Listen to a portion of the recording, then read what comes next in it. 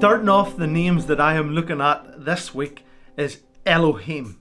Elohim. That can be translated the mighty one, or the supreme one, or the powerful one. And the first place that we find it in the Bible, we don't have to look too far, is actually Genesis chapter 1 and verse 1. It says there, "In the beginning, God created the heavens and the earth." God created.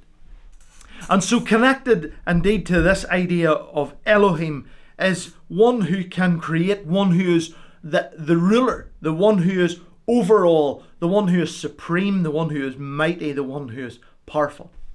But this word Elohim is actually more of a generic term for God. And so, not to try and get too complicated, because I don't claim that I understand it, but in doing some research, we know that there's more to the creation than just this world. There's actually a spiritual realm.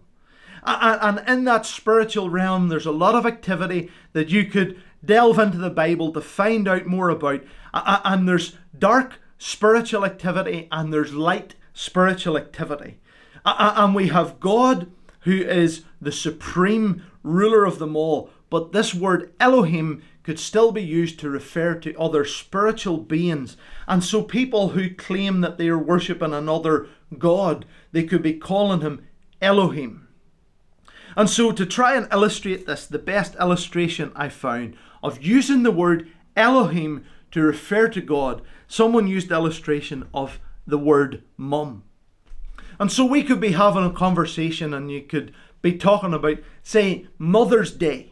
Mother's Day is a generic term. It's used not just for my mum or your mum. It's not that personal. It's a broader term. Mother's Day. And that includes anybody who's a mother, but that can stretch out to maybe an auntie or a grandmother or someone who's a mother figure. Someone who's maybe caring and has been looking out for you. Someone who you maybe relate to and rely on. And so we could celebrate all of those groups of people on Mother's Day. But if you were to narrow it down in, and then we could be talking about a smaller group of mums, and we would know sort of who they are.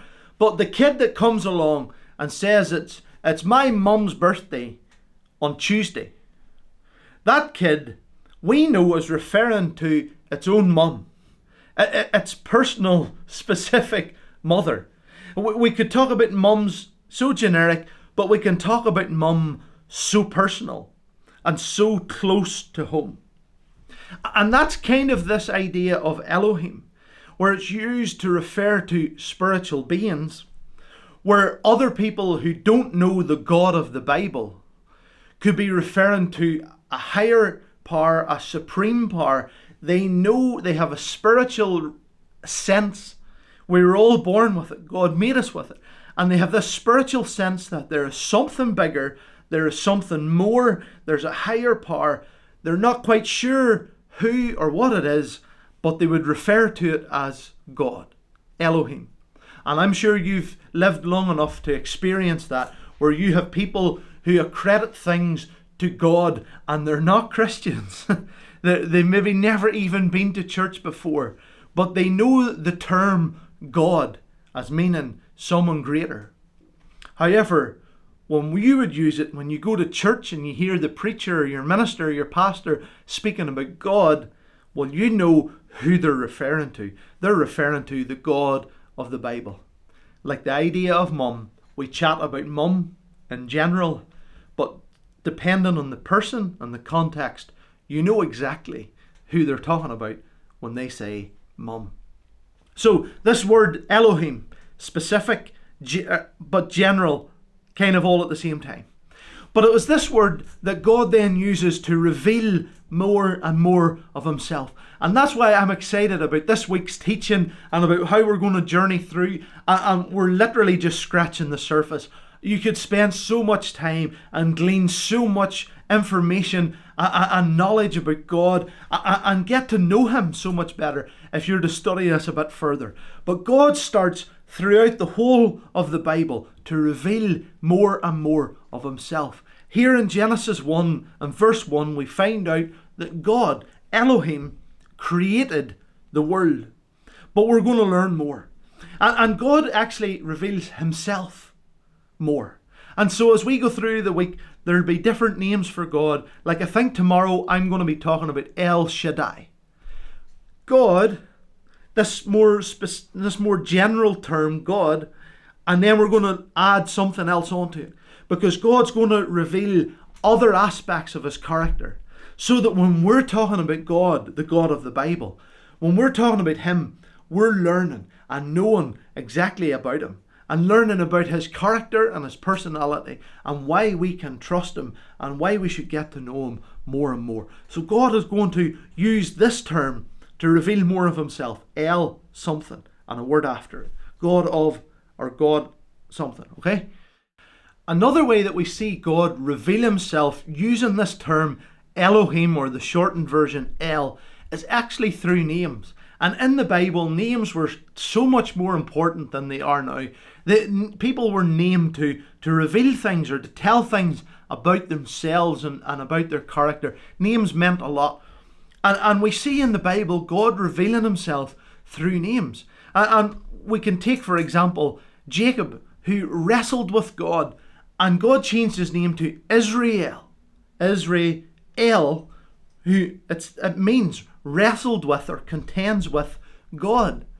We could skip on to Samuel, and maybe you remember the story of Samuel where the wee boy, he's in the temple and he hears a voice calling his name, and he runs into Eli and he says, Eli, you were calling me. And he says, no, I wasn't calling you, go back to bed.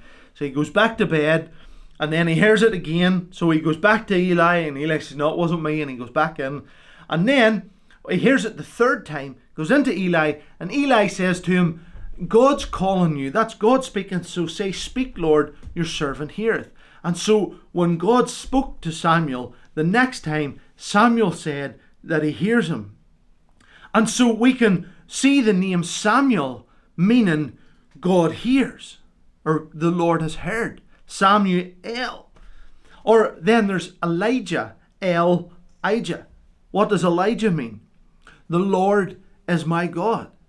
And so God is revealing himself and a little more of himself in these personal ways through people's names and how he interacted with those people. And we could do studies into those names and into how God was revealing himself in their name and how he acted on behalf or through the people that are in question. God's revealing himself using the term El.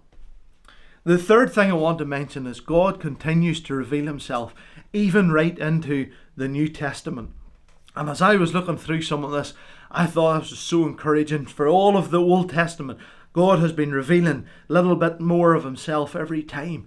But we come into the New Testament and we start to see such a fuller picture of God as Jesus comes to this earth to give us a physical representation of what God is like. And in John chapter 1 and verse 1, we read there, in the beginning was the Word. What did we say at the start? In the beginning, God created. In the beginning was the Word. He's saying, I've been here from the very, very start, and the Word was with God, and the Word was God. The Word was God. And Jesus is claiming, I am God, come here, listen to me, I'm here. And you can see what God is actually like. What a way through all of the book God is revealing more and more and more of himself. El and God's just making the picture so much fuller. One of the things that I was reading, it said it doesn't really matter if you're drowning in 10 foot of water or 100 foot of water. The guy that's drowning in the 10 foot of water, he's not really much better off than a guy who's drowning in 100 foot of water, because they're still drowning. For you to acknowledge that there is an Elohim, there's a higher power. I believe God exists. You're not really any better off by belief in that, because we're told in the Bible that even the demons believe that God exists. What makes the difference in your life and in the lives of the people we have been mentioning is that they got to know God personally. It wasn't just, I believe that there's a higher power. It's that they got to know God for themselves. They come to know Elohim and know about Him and know Him personally, working in their lives and changing them from the inside out and working on their behalf, and all of the benefits that come with knowing the God of the Bible. And I absolutely love the thought of Elohim. God starts to reveal Himself with all of these different ways as an invitation to get to know Him more and more. And this week, and even tonight, I want to leave with you an invitation. An invitation to come with us through this teaching all week and get to know more about God. But an invitation to get to know Him personally. Because look at the effort that God went to send His Son to this world so that we could see a physical representation of Jesus. So that Jesus could die on the cross for our sins. That He rose again. So that we could have such an intimate and personal relationship with the God of heaven. And He invites you to come and get to know Him personally. And I want to leave that invitation with you tonight. God is there. God exists. The supreme, the mighty one, the powerful one. He exists. He has revealed Himself in so many ways. But He invites you to come and to get to know Him personally. Do you know, if that's something that you would be interested in doing, even at the start of the week, there's no time like the present. Let me give you a wee verse that you could maybe just take and pray for yourself. It's found in the Psalms, in Psalm 109 and verse 26. And it simply says this: "Help me, O Lord, my God. Save me according to your steadfast love." Why not just take that little prayer and make it your own and start on the journey to getting to know God even more for yourself?